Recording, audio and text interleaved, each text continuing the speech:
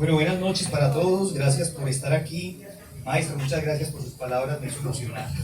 No conocía lo que iba a decir, así que muchas gracias, de verdad que para mí es un gran honor estar aquí, es un lugar que quiero mucho, al que hace muchos años venimos también con los amigos, el que compartimos, gracias a Luna, a Pedro por estos espacios, y de verdad que para mí es una gran emoción presentar este texto que lleva muchos años de construcción. Antes de contar dos cosas muy rápidas y breves sobre ello, yo quiero agradecer a las jornadas, especialmente a Yandey, a los amigos, a todos los compañeros que hacen de verdad posible este ejercicio de las brevedades. Ya lo habíamos hablado hace 2 años de la posibilidad de hacer unas jornadas dedicadas a las brevedades y hoy se logra, y para mí es un honor que este libro se presente en este espacio. Quiero también agradecer a los amigos que están acá, ellos saben quiénes son, ojalá pues tuviera tiempo de decir cada uno de sus nombres. Muchas gracias por estar aquí. A mi madre, que no está porque está un poco enferma, pero seguramente verá esto. A mi tía, que ya ha muerto, pero que donde esté seguramente estará con nosotros. A un gran amigo que murió hace muchos años, el maestro Leonidas Angarita, al que siempre he querido mucho y al que siempre recuerdo por estos textos que también leyó. Y también quiero agradecer a todos los amigos que de alguna manera tuvieron que ver con este libro. A Heimar, que está aquí, que fue uno de nuestros correctores de estilo, un gran amigo también, y que también comentó el libro. Y a todos los que lo leyeron. A Wilmer, que está aquí también, que fue uno de los que presentó el libro. Al maestro Memo Ángel, que fue el que prologó el texto. Y bueno, nos demoraríamos mucho más, pero yo quiero decir 2 cosas sobre este texto y leerles un cuento que para mí ha sido muy interesante, por lo que pasó con ese cuento. Quiero decirles que este libro tiene una particularidad, y este libro para mí nació en realidad en el año 2012. ¿Por qué? Porque fue la primera vez que yo me encontré con la brevedad.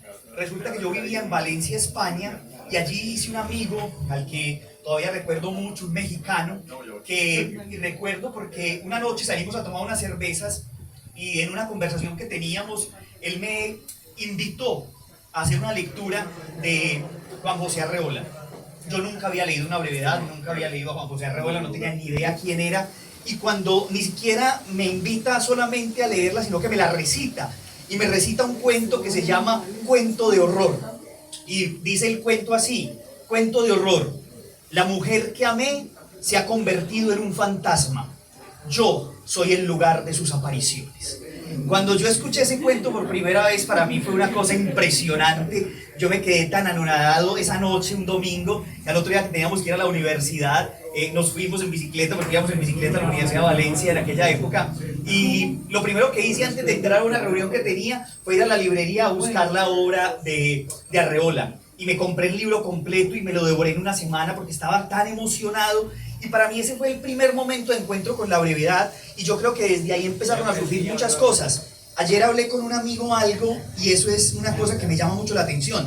Muchos de los que están aquí, entre ellos Wilmer, que ha sido un compañero en muchos de los trabajos que hemos hecho, porque para mí la literatura es un hobby, no es mi formación es la historia y la filosofía, pero el ejercicio, por ejemplo, de la literatura nos ha llevado por muchas cosas.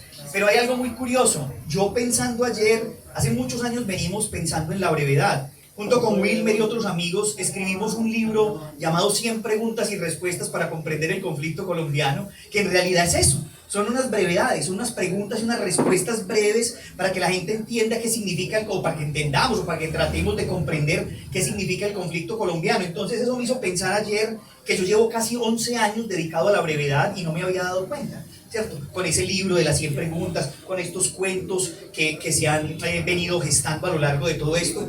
Y quiero cerrar esta primera intervención diciendo algo en relación con este libro, que agradezco al maestro Benza y a la editorial Micrópolis hayan decidido publicarlo.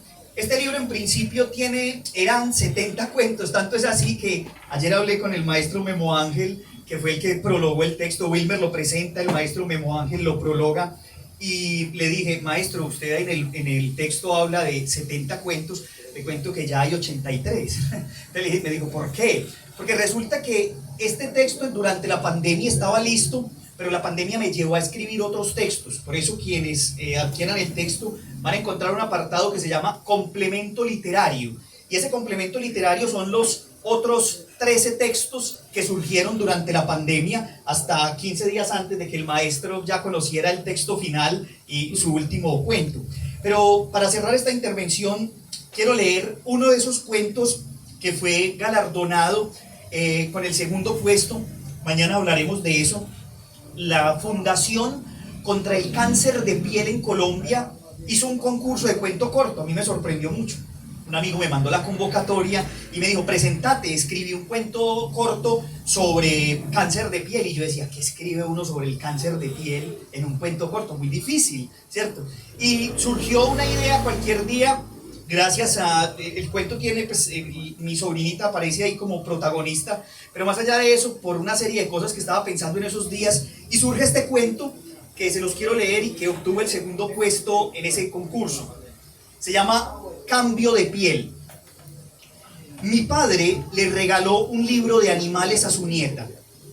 Lo que más le sorprendió al leerlo fue aquella parte donde se decía que las serpientes podían cambiar de piel. Meses después, cuando papá fue diagnosticado con cáncer de piel, Alicia se acercó y me dijo, no te preocupes, mamá, el abuelo es una serpiente fuerte.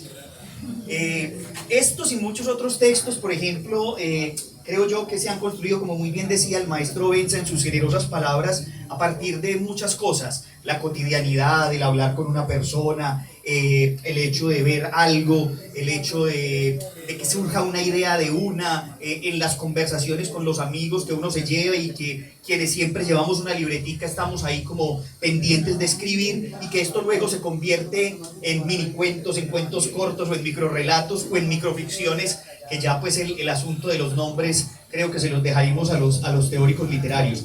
Quiero cerrar agradeciendo nuevamente. Ahorita en una segunda posibilidad de intervenir, pues leeremos algunos otros relatos y contaremos algunas otras historias, sobre todo de dónde surge el nombre de este libro. Yo quiero darle la palabra a Lina Marcela Cardona para que nos cuente un poco también hoy en esta presentación de estos libros sobre su libro Breve Mar, y sobre todo, Lina, pues para que nos contes a todos sobre por qué el título, de dónde surge este libro y qué relación tiene con la brevedad en este momento en el que nos estamos congregando en torno a ella. Bueno, Mauro, pues me emocioné mucho de escuchar a tu editor con lo que escribió sobre vos. Deseé tener un editor así, y me emociona mucho también escuchar, y ese cuento pues sobre el cáncer de piel me parece maravilloso, sobre todo porque hace alusión a la figura del padre, que para mí es súper relevante. Primero que todo, obviamente, y como todos, agradecer estar en esta GILAB del 2023, a Yandey, que está por allá conversando, por haberme tenido en cuenta, que lo conozco hace más de 20 años, cuando tenía bucles y tenía un libro que no se vendía, pero se robaba muy bien. Entonces, a ver, ¿qué te cuento? Este libro, Breve Mar, es un libro de crónica íntima. Digamos que lo más breve que tiene es el nombre. Del nombre te voy a contar que empezó siendo un seudónimo. Cuando yo era pues chiquita, cuando era muy joven, escribía, y para que no supieran quién era yo, me firmaba como Breve Mar. Luego se volvió un tatuaje, es un tatuaje que tengo en la espalda, y luego se volvió este libro, ¿cierto? Y ahora me gusta mucho pensar que realmente lo que vemos del mar es muy poco, pero lo que tiene detrás es demasiado. Y esto me parece que tiene mucho que ver con lo que se habla en estas jornadas, que es de la brevedad, ¿cierto? Lo que vemos es algo muy superficial, pero lo que hay por detrás es mucho. Por ejemplo, en tu cuento del cáncer de piel, estamos escuchando la historia de un abuelo con una nieta, y realmente detrás de eso hay un tema de amor, de familia, de enfermedad, de tristeza y una cantidad de cosas. Entonces, digamos que eso me gusta mucho de las brevedades. Me gusta mucho la escritura contenida, ¿cierto? Como que dice lo que hay que decir, y que de alguna forma le deja como al lector la tarea de que encuentre el dolor o él mismo lo ponga, ¿cierto? Y por ejemplo, ahí pongo, como ejemplo, valga la redundancia, que en el último aparte de mi libro, que tiene 4 apartes, y el último es sobre la enfermedad y muerte de mi padre por la pandemia del COVID, hay capítulos que solamente tienen un título, porque decía, bueno, realmente con un título es suficiente para decir lo que está pasando allí, ¿cierto? Entonces, por ejemplo, una persona como yo que no tiene como no está casada con la divinidad, ponerle a un título rezar dentro de un libro significa que detrás de eso hay un dolor y una impotencia muy grande por una enfermedad de un padre. Entonces, creo que me desvié de la pregunta, pero la idea es como eso, es la escritura contenida, es una escritura sobre todo testimonial, que obviamente cada uno tiene sus trincheras pues por dentro. Estas son unas crónicas familiares, íntimas, que terminan con la muerte de mi padre, y que de hecho ese capítulo sobre la muerte de mi padre se escribe después de que el libro se gana una convocatoria de la alcaldía. Esa es como la última escritura que se da. Te voy a pasar el micrófono pues para que me preguntes otra cosa. No, pero es que viendo aquí un poco de lo que decís, qué interesante que nos hables como de esos, creería yo, momentos, ¿no? Y empecemos por la casa. ¿Por qué empezar por la casa, que es tal vez el lugar donde habitan esos personajes de los que vas a hablar? ¿Qué significa la casa para tu escritura, por ejemplo? Bueno, a ver, ahí voy a hacer un spoiler. El libro tiene 4 partes. El primero es la casa, que es solamente la historia de esa niña que vive con una familia, con unos abuelos, con un papá amoroso, con una mamá enferma. El segundo capítulo, si no estoy mal, habla de la isla, que es una relación particular que yo tengo con la isla de Cuba, y sé que aquí hay unos amigos cubanos, y mi segunda familia está en Cuba. El tercero habla sobre los amores, sobre la vida del amor, y el último sobre la muerte del padre. Ese primer capítulo, que es sobre la casa, fueron los textos que se escribieron primero y tienen que ver precisamente con esa vida de la niña, muy amada por un papá que prácticamente hace milagros, porque creo que a todos o a muchos de nosotros nos tocó de ese papá que tenía que salir a rebuscársela, y de esa mamá que estaba esperando ahí. Entonces Mauro, ese primer capítulo es de esa niña que ahora, con estos ojos de grande, en retrospectiva, analiza como ese pasado y esa vida familiar, sobre todo con la intención de rescatar mucho esa vida desde la carencia, pero desde el amor y los milagros de un papá y de una mamá que en su momento pues lo dieron todo, y que eso valió todo. Bueno, yo creo que lo clave ahí también es que nos contés un poco de esos otros capítulos, y bueno, saltémonos hasta el último, ¿no? Bueno, siempre cuando uno habla de la muerte del padre, uno pensaría de muchas cosas, ¿no? Aquí los que sean psicoanalistas podrán decir muchas otras cosas, pero ¿qué hay de esencial en ese último apartado? ¿Qué significa la muerte del padre? ¿Es una muerte definitiva o es una muerte que todavía acompaña? ¿Cómo tratarlo ahí en breve mar? Bueno, a ver, yo siempre he sido padre adicta. O sea, yo tuve una relación con mi padre muy cercana, muy de parceros, y siempre lo que más le temía en la vida, que yo decía, pues pucha, que pase lo que tenga que pasar, que se caigan las torres gemelas, que pase lo que tenga que pasar, pero que mi papá nunca se muera. Y es como si la realidad me hubiera puesto todo esto al frente, y me tocó, esto es un capítulo pues totalmente autoficcional, ver a mi padre morirse de COVID, con obviamente lo que todos sabemos que significa una muerte de COVID, ¿cierto? La soledad de la muerte del COVID. Entonces fue muy duro, fue algo que no pensé pues como que, o que no quería que tuviera que vivir, y que al final sucedió. Y yo en ese momento, como de la enfermedad, de la unidad de cuidados intensivos, de verlo por una llamada, de contarle todas las cosas que les contaba en el día, que no aparecen pues acá mucho en el texto, empecé como a hacer unas notas de diario, como siento esto, pienso esto, yo que no sé rezar, y llamaba a mis amigas rezanderas y les decía, ay, vení, enseñame a rezar, que yo quiero rezar, o sea, yo quiero pensar que algo distinto puede pasar con esto. Entonces tomé como esas notas de diario. Para mí fue muy doloroso, los que dicen pues que la escritura es catártica, los admiro mucho. Para mí es muy doloroso escribir este capítulo sobre mi padre, y en una sentada como que escribí lo relevante, ¿cierto? Lo relevante es que yo hice una lista literal de los que no quería que se murieran en la pandemia, que mi papá se enfermó y que me llamó a contarme llorando que se había enfermado, que mi papá terminó en la UCI por un paro respiratorio, que yo fui a visitarlo a la UCI, que mi papá al final muere, y pues el libro termina con un capítulo sobre lo que yo siento cuando pienso sobre mi padre. Para mí este es el capítulo que más quiero de todo el libro, y el que más me cuesta pues como por ese dolor. Vuelvo a decir, soy padre adicta. Creo que lo que mi papá más me dejó fue como ese deseo de escribir, ¿cierto? Sobre él y sobre lo que fue, porque fue un tipazo además. Y es eso, Mauro. Y te voy a preguntar una cosa ahorita aquí, entre bastidores, detrás de cámaras. el maestro Alberto Densa te dijo una cosa, te dijo que, bueno, este es un congreso, pues unas jornadas dedicadas a las brevedades, y el maestro, que es un gran explorador de brevedades, te sacó un pedazo, un fragmento de la obra y te dijo, aquí hay una minificción, maestro, miento, ¿no? Y no sé, maestro, de pronto si quiere comentar algo sobre eso y que ella nos cuente qué le pareció que alguien, porque desde el principio nos dijo, yo no sé por qué me invitaron si yo escribo largo, y ustedes están escribiendo brevedades. Entonces fue muy curioso por eso, porque el maestro le dijo, aquí usted en este texto largo tiene una brevedad. Maestro, cuéntenos qué fue lo que encontró. A ver, en esta tradición de la brevedad, por ejemplo, Jorge Luis Borges y Bioy Casares hacían estas sustracciones de textos para encontrar microrelatos, ¿no? O brevedades, ¿no?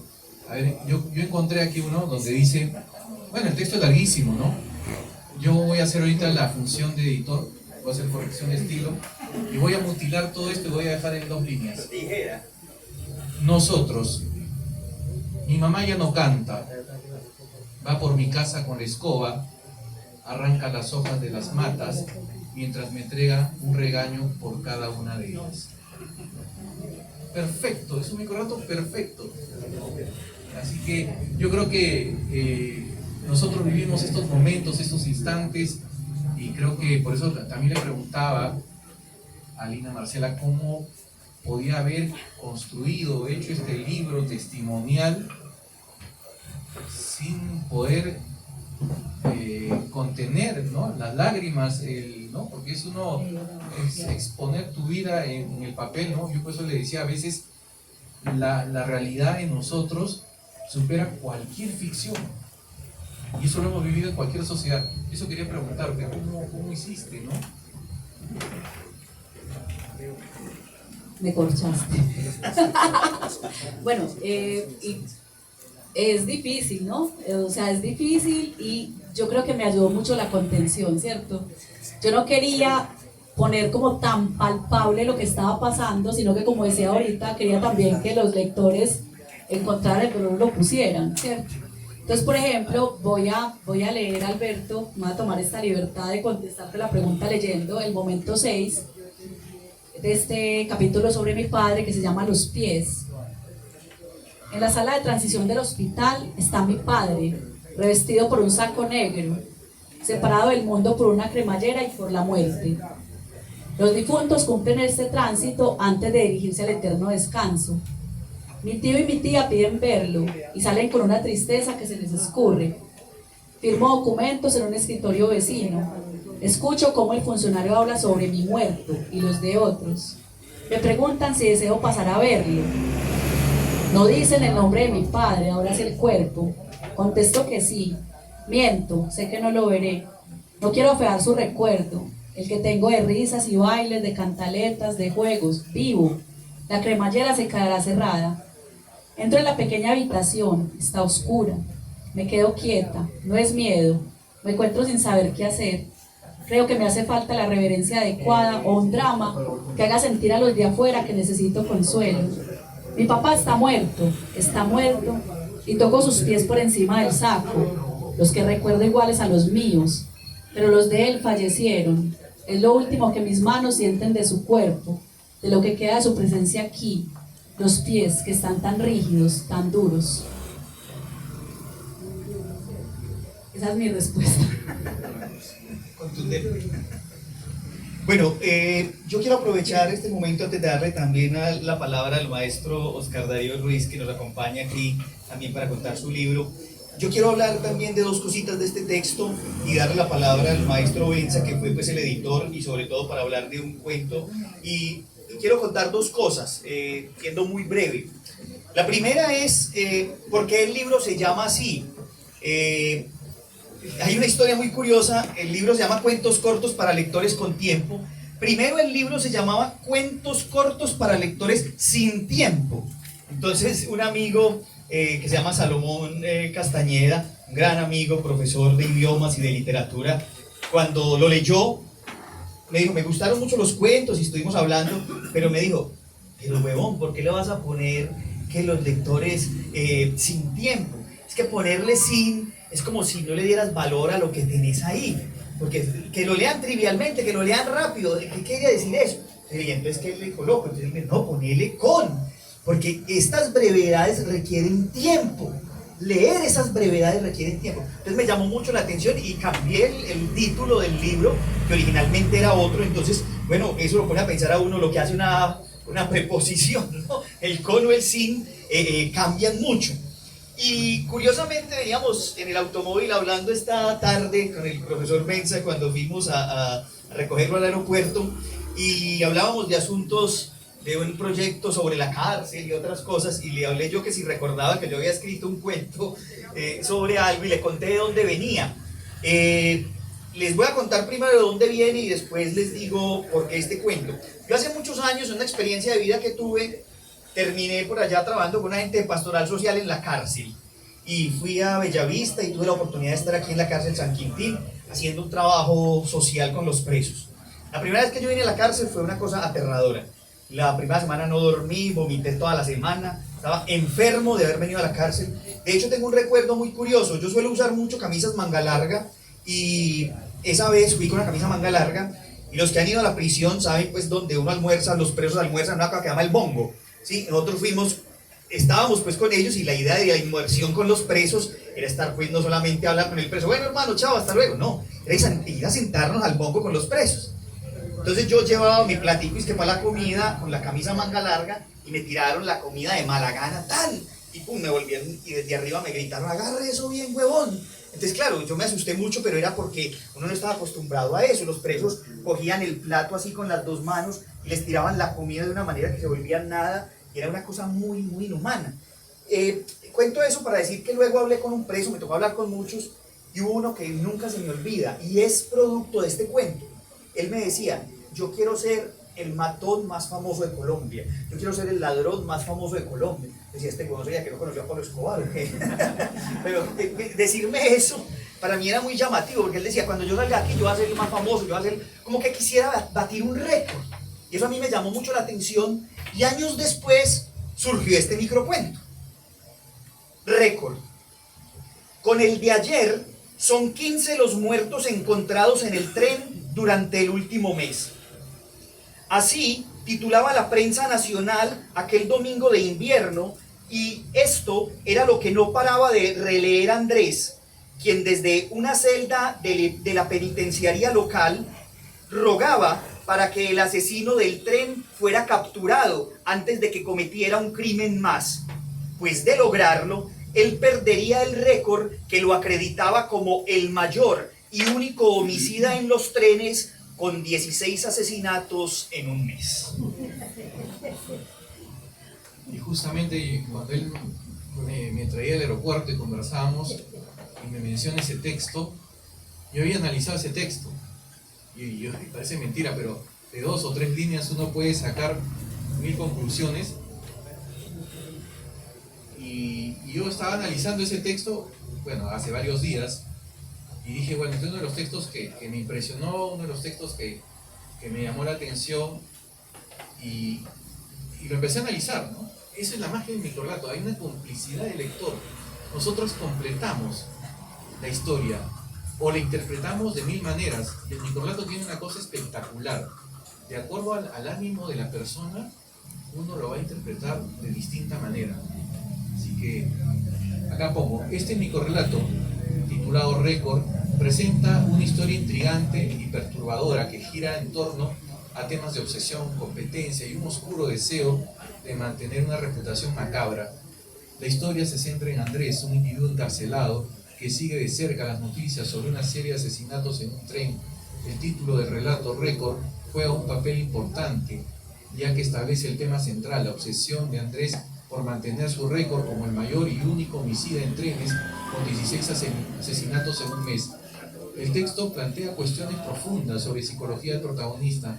Andrés, a pesar de estar tras las rejas, anhela que el asesino del tren actual sea atrapado antes de cometer otro crimen, ya que teme perder su récord. Esta obsesión revela su trastorno y la entraña competencia que mantiene con el asesino desconocido.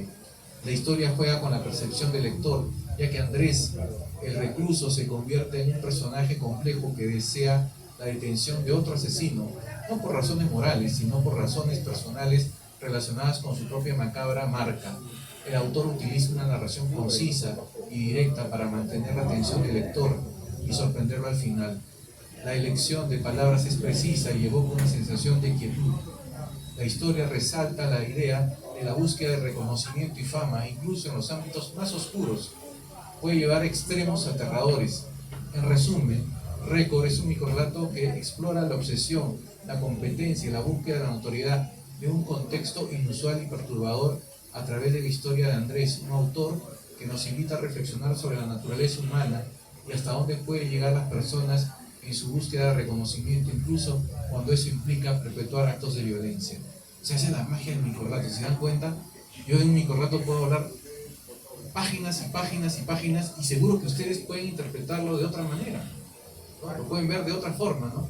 Yo creo que esa es la riqueza que tiene la brevedad, el microrelato, que ahora sí, con la complicidad del silencio y del lector, yo creo que uno puede interpretar o puede completar quizás este texto, o pueden analizar por qué sucedió o qué le pasó a él, y puede ir y profundizar más allá de lo que tiene esta magia de las letras. Así que este breve resumen es de uno de los tantos textos que había estado analizando de Mauricio y que me sorprende, como les digo, ¿no? Porque te da todas estas aristas para poder analizar, y como le dije a él, ¿no? Me parece que cada texto que él ha ido construyendo ha estado bien pensado, y de repente también el texto ha estado maduro y no es el clásico texto que tiene un principio, un nudo y un final y terminó. No, acá no termina, acá hay algo más.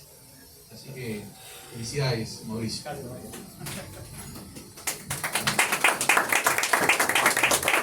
Vamos a darle la palabra al maestro Oscar Darío Ruiz, que está por acá con nosotros. Maestro, obviamente queremos conocer sobre su nuevo libro, sobre lo que nos quiere contar, esos poemas. Al maestro yo lo conocí hace muchos años en unos escenarios muy interesantes, y maestro, permítame que cuente aquí en un minuto algo que me sorprendió mucho cuando tuve la oportunidad de conocerlo, y fue que estuvimos en una presentación de un libro del maestro en Grámata de cuentos que tiene un título que es Antígona, hay una recopilación de cuentos. No voy a contar todo eso que nos demoramos mucho, pero los invito a que lean ese cuento. Por ahí incluso en uno de los programas de Brevísimo lo leímos, y en una conferencia que yo dicté sobre brevedades históricas también leí el texto del maestro, porque es un ejercicio de resemantización de lo que significa la Antígona de la tragedia griega con lo que serían las Antígonas que tenemos en Colombia cotidianamente. Entonces es un texto que vale la pena. El maestro es un gran conocedor también de las brevedades, de la poesía, amante de los gatos, de la fotografía y de los colibríes, así que acaba de publicar un libro sobre este tema, así que queremos, maestro, conocer un poco. Muéstrenos por acá para que nos rotemos, que no me lo vayan a llevar. Mauro, para pedirle también el favor de que el micrófono más cerca, por favor, para la transmisión, para que puedan... Listo, que griten más. Claro. Por acá estamos, vamos a pasar los dos libros del maestro para que los vayan mirando. Otro maestro para que lo vayan mirando por ahí, y usted nos va... Ah, bueno, aquí está el de Antígona, muy recomendado. Maestro, tiene usted la palabra para que nos hable de ese maravilloso texto que acaba de salir. Muchas gracias, qué pena. Yo venía esencialmente a escuchar a los libros de ustedes dos, y bueno, pero se juntaron muchas cosas bonitas aquí en Bello, porque, bueno, sentí que se está gestando como este movimiento hace rato. Acabo de venir de aquí de Uva Café y fue tan bonita la recepción de la gente. Estuvimos en Girardot también hablando un poco sobre la levedad y sobre lo que es la brevedad, y sentir que la gente ha respondido pues tan lindo, es algo que genera esperanza, es algo que genera esperanza.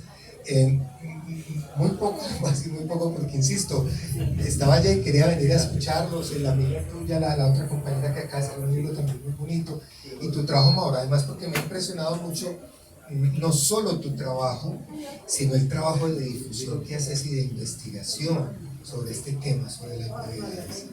Hemos hablado también hoy de que las brevedades están en todas las grandes obras de la literatura universal. Uno se vuelve a la literatura griega y encuentra en la Ilíada microrelatos allí preciosos, se encuentra poesía. Uno lee a 100 años de soledad y ustedes pueden aislar algunos relatos.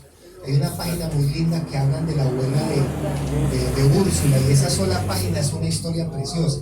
Es decir, estas brevedades que ustedes están experimentando están en la gran literatura, están en la filosofía griega. no es un invento reciente, a pesar de que ahora esa literatura de brevedades se ha ido aislando y se ha convertido en algo muy lindo, que es una especie de género textual, y que ustedes ya han visto la capacidad sobre todo de sorpresa que generan tan pocas líneas, y al mismo tiempo también toda la audacia que hay allí en esos relatos. Yo les voy a compartir muy rápidamente, es este ejercicio que se llama Esmeraldas, Incas y Elfos, porque dentro de las brevedades está también lo que es la poesía o lo que se llama haiku, y los invito a que estén muy alertas, disfruten lo más que puedan de estos eventos. Mañana que está aquí el maestro Humberto Senegal, que es uno de los magos de la brevedad, incluso él es uno de los generadores de algo que se llama, creo que se llama el cuento atómico. Él es, y además la metodología que él utiliza es impresionante. Tenemos aquí, ustedes han logrado traer a gente muy bonita, los amigos de Cuba también, ellos ahorita estamos, o el amigo de Bolivia, entonces muy bonito todo eso. Yo con mucha felicidad ligeramente les hablo de Esmeraldas, Incas y Elfos, que es un trabajo, 7 años me he demorado pensando y elaborando este texto, porque es el resultado de una afición nueva en mi vida. Yo soy avistador de aves, y durante estos años, cada vez que salía a avistar aves, en vez de traer un inventario del bosque, me traía un poema. Me traía un poema, porque los pájaros, yo creo que la estética de las aves es una cosa maravillosa. Ahí hay una estética, uno sale al bosque y en el vuelo, en el canto, en los colores, y lentamente fui descubriendo y fui adentrándome a una ave americana que es el colibrí, y fue naciendo lentamente también estos poemas dedicados al colibrí, que es para mí, como lo planteamos hoy, como el ejemplo de la brevedad. Es el pájaro más breve de todos, la levedad, liviano, es el más pequeño y es liviano. Yo siempre me he imaginado el corazón de un colibrí. ¿Cómo será el corazón de un colibrí? Y sus patitas, que las patitas del colibrí prácticamente son casi inútiles, porque él se la pasa volando. Entonces las patitas medio le sirven para prenderse. Entonces siempre yo salgo al bosque a buscar el colibrí, pero me encanta verle las patitas. Y en ese sentido fui construyendo todo el mundo. A propósito de las amigas que están aquí de Cuba, el zunzunito es el colibrí más pequeño que existe y habita en Cuba. Tengo ganas de ir a Cuba a buscar ese colibrí para verlo. Es el más pequeño, es así una cosita pequeña, y toda la belleza, toda la intensidad que tiene él, toda la hondura, y sobre todo, Mauro, la seriedad de general que tiene un colibrí. Es el animalito más combativo, más pone problema. No deja que nadie se le arrime a las flores. Esas flores son mías, esas 10 flores son mías. Pues por eso también le dicen que es un Don Juan, ¿no es cierto? Porque se la pasa de flor en flor, pero nadie me toca mis flores. El picaflor, y tiene un atributo tremendo, tiene una memoria. Él entra y en el bosque hay 1000 flores y él sabe cuáles ya las ligó. Esta, ya las sabe, es algo muy precioso, y siendo todas las flores iguales. Entonces, la naturaleza tiene misterios maravillosos, y yo intenté atrapar algo de eso en estos poemas. Voy a leerles dos o tres poemas de estos. Yo saco las gafas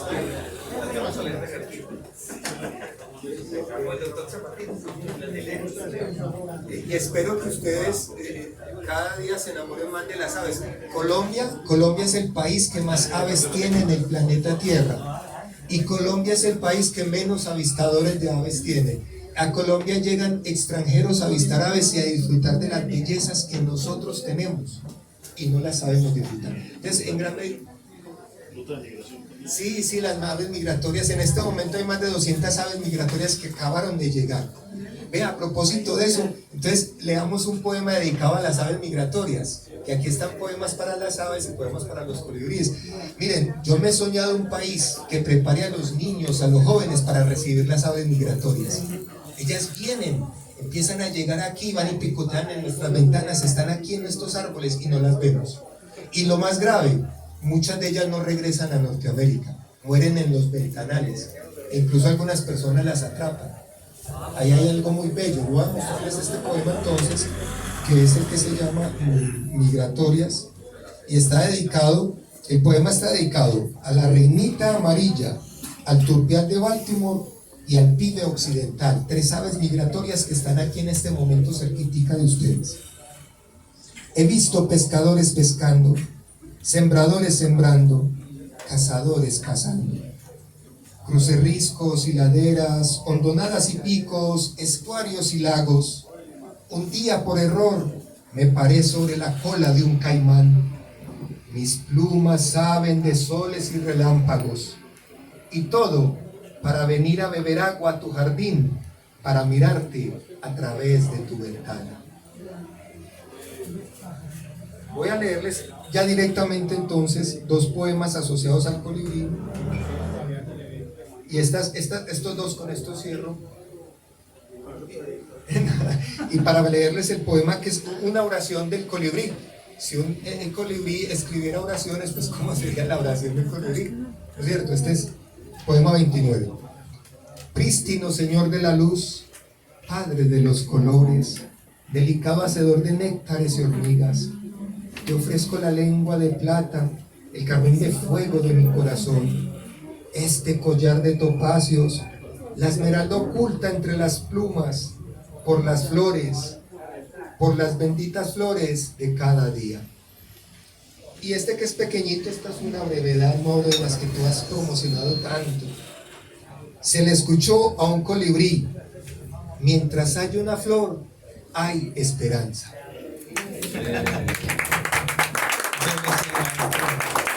Gracias al maestro Oscar Darío Ruiz también este espacio en el que está con nosotros. Bueno, ya, yo creo que ya devolvió el editor, ya devolvió la otra, ya aquí perdimos a todo el mundo. Bueno, yo me voy a tomar el atrevimiento de leer un cuento corto más y quiero también muy brevemente hacer una pregunta a 2 amigos que están aquí, bueno, a 3. Y que nos respondan brevemente sobre lo que ha significado también esta construcción de este libro. Cada uno de ellos jugó un papel particular en este libro. Pero quiero leer este cuentico corto. Este libro tiene muchos temas. Aquí hay temas filosóficos, políticos, históricos, sociales y futboleros, porque a mí también me gusta mucho el fútbol. Entonces no puedo dejar pasar hablar de... este texto se llama Poderoso, no porque yo sea hincha del Poderoso, pero quiero leerles este cuentico corto que se llama Poderoso. Poderoso. Al salir del camerino se vio solo. Sus asistentes y los jugadores habían saltado al campo de juego sin él. Tomó fuerzas, recorrió el pasillo y subió las escaleras que lo llevarían a la cancha. Cuando pisó la pista atlética, los insultos cayeron desde las graderías como dardos envenenados. Sus asistentes agacharon la cabeza y los jugadores lo miraron con sospecha. Quiso ignorar el escenario, pero era imposible.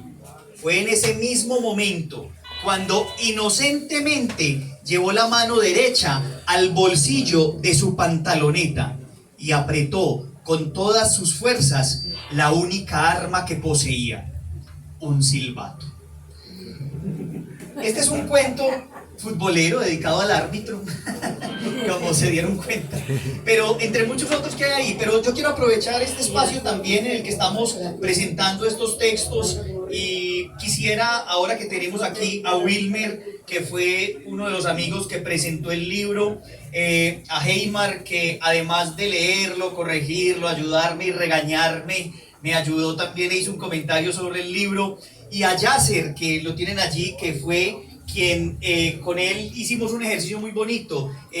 Yo le pedí a Yasser, yo suelo hacer una cosa y también pasó en el libro de 100 preguntas y respuestas, y es que a veces cuando uno quiere que las cosas tengan más impacto, uno busca imágenes.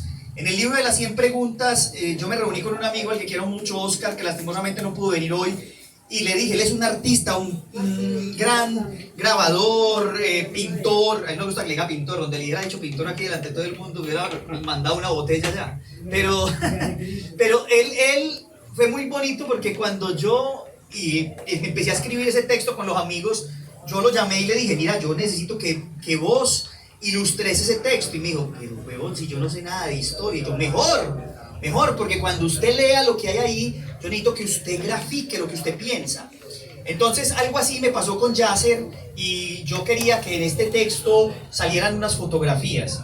Y Yasser, un gran amigo al que conocí hace mucho tiempo en unos espacios muy bacanos y que es un gran fotógrafo, yo le dije, Yasser, léete este libro y sacanos unas fotografías, las que vos querás, y ya después me contás por qué. Entonces yo le quiero dar la palabra a ellos tres para que en unos minuticos nos cuenten su impresión, más que la impresión del libro, lo que ellos aportaron también en este ejercicio, para que podamos también conversar alrededor de eso. Empecemos aquí con nuestro amigo Heidi. Vení para aquí para que te puedan correr las redes. Buenas noches. Bueno, voy a hablar desde mi oficio de corrector de estilo. Independientemente de que yo también escribo poesía un poco más densa, que escribo pues, enfocado mucho al soneto. Como corrector de estilo pues, del texto de Mauro, me puse un tanto en el doble papel, de lector como de autor. Entonces la función mía era tratar de que el lector interpretara lo más prístinamente posible la intención del autor. Entonces, la brevedad, al igual que el soneto, que es mi especialidad, recurre a un estilo, a una figura retórica que es la metáfora. Entonces, en este sentido, la metáfora puede ser sinécdoque, metonimia, anáfora, símil. Recurre a una característica propia del lenguaje de todas las lenguas, que es la aglutinación. Es tratar de buscar en pocas palabras condensar el máximo posible de sentido. En esa función mía, traté de ponerme los zapatos de Mauro y tratar de entender la intención de él en cada microcuento, ya sea de amor, de culpa, de política, de culpa, de la figura ¿Qué tanto culpa? No tanta culpa de lo que sí, sino lo que se dejó de hacer, que está presente en varios relatos. Y tratar de exportar esa intención de Mauro de sentido, de retórica, de cualquier significado, ampliarlo al máximo posible de lectores, ya sea desde el que lee poquito y tiene un léxico muy reducido, al que es especialista y puede identificar en el texto cualquier sentido mítico, simbólico, retórico, poético, metafórico, cualquier alegoría, cualquier referencia histórico, mitológica, lingüística o poética. Entonces, mi función era eso, tratar de depurar el estilo de Mauro sin afectarlo en la intención, en la forma y el contenido, pero pulir esos pequeños detalles que cualquier lector, por digamos, lego o por docto que sea, interpreten lo más cercano posible la intención de Mauro. Entonces, en el comentario que yo le hice, por ejemplo, es como si fuera el estilo muy en boga del siglo XVIII en España, que era el florilegio, o el estilo enciclopédico de la ilustración, que era condensar todo el saber humano, todas las artes liberales del conocimiento de la época, en un pasaje mínimo, que es como hoy en día esos tours que le dan a cualquier mundo, a cualquier persona del mundo, por toda Europa, que es usted irse en una maratón por todas las ciudades y principales de Europa, y entra al museo, tome la foto y siga corriendo, pero tratar de que ese recorrido maratónico por el museo, en este caso por cada tópico de los cuentos de Mauro, que no fuera simplemente un vistazo de decir yo estuve aquí, sino que se tomen el tiempo, porque como dice Paul Ricoeur, como dice Habermas o Heidegger, el símbolo da que pensar. En este caso, cada microrelato es un símbolo histórico, artístico, mítico, político, que da que pensar. Y por eso el título en sí mismo, yo le comentaba a Mauro ahorita, ese cambio desde esa preposición del sin al con, hace que el título se convierta en un oxímoron, porque es la brevedad que exige tiempo. Y lo plantea también ahorita el editor. Y es que la brevedad, los cuentos de Mauro son brevedades, pero que plantean una extensión o una vastedad de referentes, significados y de interpretaciones. Entonces el solo título ya per se es un oxímoron que obviamente da que pensar, porque es que la brevedad supone pues que es efímero, es instantáneo y es corto, pero el ejercicio de interpretar y de detenerse a leerlo y rumiarlo, porque es que es eso, como son textos que dejan mucho a la interpretación del lector.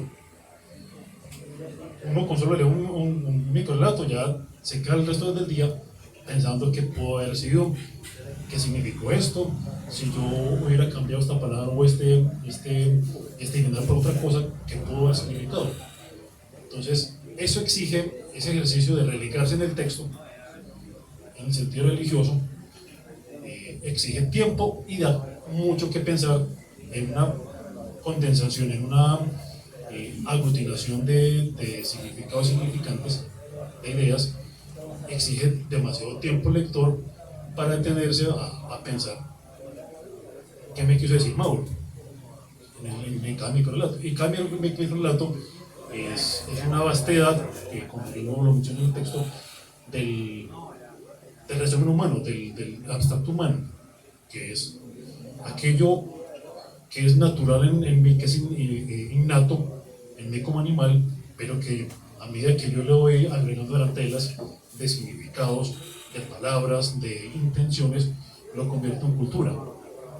Entonces es aquello que pretendo negar de mí mismo, el instinto, el odio, el deseo, la ambición, el amor, y que pretendo simbolizarlo en otras cosas o sublimarlo, como diría el ser humanista, y convertirlo en otra cosa, en algo metafórico, es decir, algo en vez de otra cosa.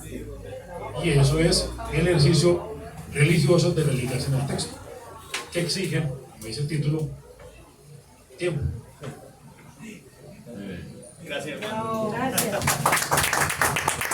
Quiero dar la palabra aquí también a los compañeros Yasser y Wilmer para que nos cuenten un poco el papel que ellos jugaron, Yasser con la fotografía y Wilmer con la presentación. Y estamos esperando aquí al editor y a Lina Marcela para que vengan a hablar, que se nos está acabando la parla.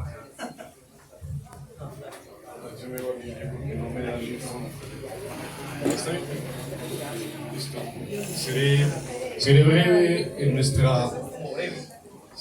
Seré brevísimo en nuestra estrechez.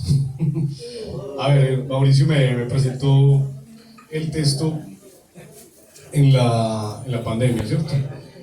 Fue muy interesante porque lleva mucho tiempo para leer y afortunadamente se aprovechó de esta forma. Yo a Mauro siempre lo he visto con un humor negro todo el tiempo, y el libro es básicamente Mauricio como persona, lo describe muy bien. Y su gran inspirador en este libro yo creo que es la muerte, ¿cierto? La muerte siempre empieza el libro y lo termina, creo yo. Si ustedes lo analizan, hay una parte donde dice que me suicidé en mi vida pasada y en esta no existe la muerte. Como que ya no sé qué hacer, así lo describo yo, es una total incertidumbre, pero se parece también mucho a Colombia, y eso describe el libro de manera perfecta. Esto es Colombia, ese es el libro, y ese es Mauricio con su humor. Muchas gracias, y espero que lo disfruten. Cada fotografía fue pensada para la actualidad. Gracias. Yo creo que digo una cosita antes de dar la palabra a Wilmer, es que las fotos de Yasser, pues no conversamos sobre eso. Yo le dije, lee y vos decime dónde la pongo. Y entonces él leía y me decía, después de estos 5 con esta foto. Entonces yo creo que eso fue una cosa muy bacana, porque eso nos pasó también con el libro Las 100 preguntas. Wilmer puede dar fe de eso, cuando le decíamos a Oscar, parce, léete estas 5 primeras preguntas y pintá.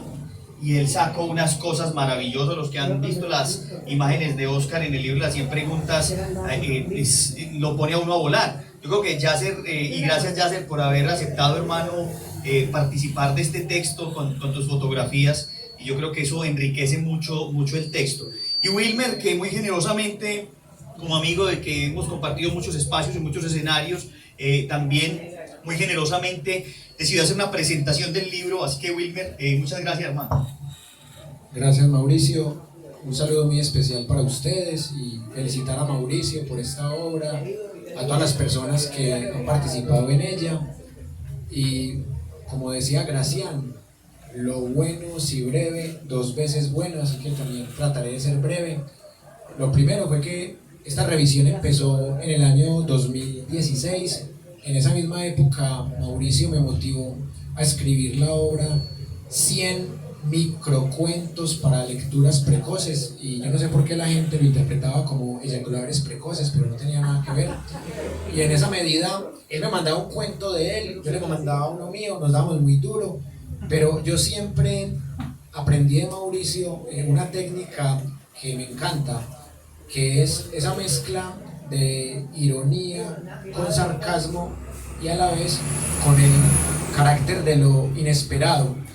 Y esa contundencia que tiene Mauricio en esta obra, pues traté de meterla en la mía, porque yo notaba que en ese 2016 la obra de Mauricio era mucho más contundente en los finales.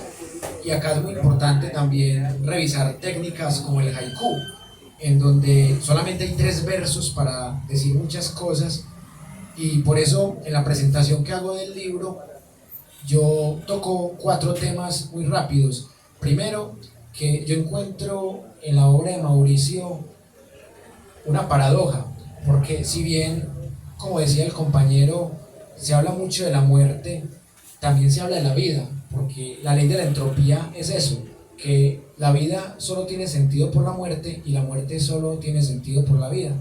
Es una ley de la termodinámica, el principio de la entropía, y eso es lo que yo trato de hacer en el primer párrafo, de cómo gracias a esa concepción que tenemos de la muerte, nos alejamos de la muerte, nos alejamos de la idea del suicidio y entendemos la muerte como parte de la vida como parte de la muerte. Por eso yo utilizo ahí el concepto de un pensamiento biocéntrico, porque hablar de la muerte también es poner la vida en el centro. Lo segundo tiene que ver precisamente con Gracián, que nos han dicho que algo para ser bueno tiene que ser largo, y no necesariamente. Algo no es bueno o malo, o no es correcto o incorrecto por ser largo o corto. En la literatura aplica esa premisa. Hay obras que son muy largas, pero son aburridoras. También hay obras cortas que son aburridoras, pero la obra de Mauricio tiene brevedad, pero a la vez tiene calidad. Y Mauricio también, cuando escribe sobre el conflicto armado colombiano, tiene esa facilidad de resumir años de guerra en unos cuantos párrafos. Entonces destaco mucho también esa parte de la calidad cognitiva e intelectual de Mauricio. La tercera cuestión tiene que ver con el asunto de la forma y el contenido, porque Mauricio tiene un contenido histórico, filosófico, y Mauricio siempre ha tenido mucha inquietud por este tema de la escritura, de lo que es el pensamiento, y en esa medida Mauricio logra en la obra conectar de manera formidable los elementos formales que los que hemos estudiado de pronto temas de gramática, de retórica, de semiótica, le hemos sugerido, y los temas que él conoce del contenido histórico-filosófico. Y por eso Mauricio dedicó mucho tiempo a escuchar sugerencias, y celebro mucho que esta obra se haya podido publicar, porque lo merecía desde el 2016. Y la última cosita ya tiene que ver con el plano de la hibridación estilística, porque Mauricio logra condensar todos los temas que le dan sentido a su existencia. Por eso insisto en que es una obra también biocéntrica, no solamente necrocéntrica, porque ahí está, como decía Mauricio, la política, la historia, el fútbol, temas de espiritualidad, temas cotidianos, todo lo que es la vida de Mauricio, y por eso celebro que esta obra sea conocida y que siga siendo reconocida. Y gracias a Mauro por hacerme parte de ella, y gracias a ustedes por interesarse en esta gran obra. Gracias. Bueno, antes de escuchar a Lina Marcela, al profesor Benza, que no dice que volaron. Lina, venga que la necesitamos. Lina, venga por acá. Yo quiero leer un último texto para darle paso a Lina para que nos cuente un poco más de su obra y al profesor también, Oscar Darío, para que nos lea otro par de textos suyos. Quiero cerrar con este texto hoy y quiero cerrar específicamente por algo y algo muy curioso. Este texto que les voy a leer a continuación fue tal vez, yo creo que un iceberg para una cosa. Cuando yo presenté este libro en cierto lugar, que no voy a decir dónde, me dijeron, saque este texto y otro y se lo publicamos. Y yo no lo quise sacar. Y yo les dije que no. No lo podemos publicar porque ese texto, bueno. Entonces yo decidí que no y por eso el texto se demoró mucho más. Pero por eso agradezco infinitamente al maestro Benza y a la editorial Micrópolis que lo hayan hecho. Y quiero cerrar mi presentación de esta obra con este texto. Contarles rápidamente que aquí tenemos varios textos. A quienes estén interesados vamos a vender algunos de ellos hoy o después también. Saquen la tarjeta de crédito. Y también por la editorial de Micrópolis desde el Perú se pueden conseguir. El tema es que ya así con cargo de envío, pero bueno, ya veremos otras cosas. Así que al final hablaremos sobre precios. Este texto se llama Sacrificio. Sacrificio. Todas las tardes se encontraban en la penúltima banca de la nave lateral derecha. Con paciencia aguardaban hasta que el último feligrés abandonara el lugar. Acto seguido procedían a fornicar en diferentes partes del templo, menos en el altar, pues Angélica le había manifestado al sacristán que todavía no estaba preparada para ser sacrificada. Muchas gracias a todos. Lina, por favor, venga por acá que la estamos esperando, que necesitamos que nos cuente un par de cosas más. Al maestro también para que nos lea un par de sus textos y con eso vamos cerrando para darle también finalmente la palabra al maestro Alberto Benza hoy en este primer encuentro. Lina, léenos algo más de tu texto y nos contextualizas para ir cerrando y que venga la fiesta. Bueno, voy a leer el último texto de este libro, que es el momento 9. La idea era que este libro tuviera un cierre menos dramático, un poco más feliz. Se llama Hiato. Hiato. 5 meses, como 5 pasos apresurados, han transcurrido desde tu muerte. Pienso en él, en las alfombras de flores de guayacanes que se extenderán ya sin que sus pies las desordenen, en las muchachas bonitas que seguirán pululando sin que las escrute con su coqueto gesto de labio, ese como de marmita que indignaba a mi madre. Digo su nombre, Raúl, Raúl. Creo que la última sílaba se iría detrás de las cenizas si las lanzáramos al mar, saldría volando. Lo repito y se me parece el canto de un pájaro, Raúl, Raúl. Mi papá es ese pájaro y es lo que canta. Aletea, picotea los marcos de las ventanas. Viene desde ese cielo azul o blanco en el que lo pienso viviendo la otra vida. Mi papá es también el hiato alegre de su nombre, que no deja de revisitarme previamente a mi sueño. Raúl, Raúl, Raúl.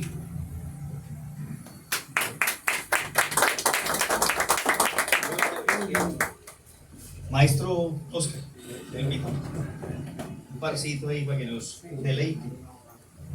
Si quiere que tengo el micrófono aquí, maestro. Muchas gracias, Mauro, de nuevo. A uno que hace literatura, poder compartirla es algo muy valioso, muy valioso. Muchas gracias. Voy a leer uno de estos. Esto tiene 4 partes. Esta es la tercera parte que está dedicado como al bosque, a algunos animales del bosque. No sé si ustedes han visto los aulladores, han tenido la experiencia fabulosa de ver y escuchar a los aulladores. Sí, son maravillosos, que si no lo han visto, pues la primera vez que uno los escucha, uno cree que viene un animal muy grande, un monstruo por uno a comérselo. Y en realidad ellos son animales muy de manada, muy de grupo y muy amorosos. Ser manada. Van y vienen por el bosque entre los altos troncos y hojas. Uno busca semillas, el macho alfa se aferra a una rama con su cola y hace maromas para comerse una flor. Dos jóvenes aulladores se tienden sobre un tronco como adolescentes en un sofá. De las hojas surgen las hembras con sus críos a cuestas. La manada se junta como lo hace desde miles de años atrás. En la parte más alta del bosque se estrecha y canta. Y de la última parte, que se llama Poema de la Luz, el primero. Dame algo de qué prenderme, señora de las lianas y los bejucos, como las orquídeas que se prenden del roble y regalan luz al mundo. Muchas gracias, maestro. El maestro también tiene varios libros, ¿cierto, maestro? Tiene ahí libritos para quienes quieran acercar a comprar el libro del maestro, aprovechando que está aquí para que le den el autógrafo. Los 3 libros, para que compren los 3. Los 3, que se hay descuento. Maestro Benza, le queremos dar la palabra para que cierre usted este conversatorio, agradecerle también su presencia, agradecer a la SILAB que ha tenido la alegría de poder invitarlo y usted la generosidad y la disposición para venir hasta estas tierras. Maestro, cierre usted este evento. No, de verdad para mí es un honor estar con todos ustedes y como les dije, he pasado y estoy pasando unos días bonitos aquí en Medellín, en el municipio de Bello, y de verdad que reconozco todo el trabajo que viene haciendo la Corporación Cultural Literaria Andrés Bello, con todas estas jornadas que viene haciendo, ya es la 9ª jornada. De verdad los felicito y les vuelvo a decir que para mí son héroes civiles y de verdad que es grato sentirse aquí en familia. En muy pocos lugares uno siente este calor, este cariño, y yo me siento así, de esa manera acogido. Así que de verdad muchísimas gracias por haber venido, por regalarnos su tiempo, por participar de este evento, por disfrutar de estos autores que de verdad uno va aprendiendo de cada uno, de cada texto que ellos van inspirándose, de cada regalo que nos van dando en sus letras, y es algo que de verdad me lo voy a llevar en el corazón y me voy muy, muy agradecido. Gracias. Gracias a usted.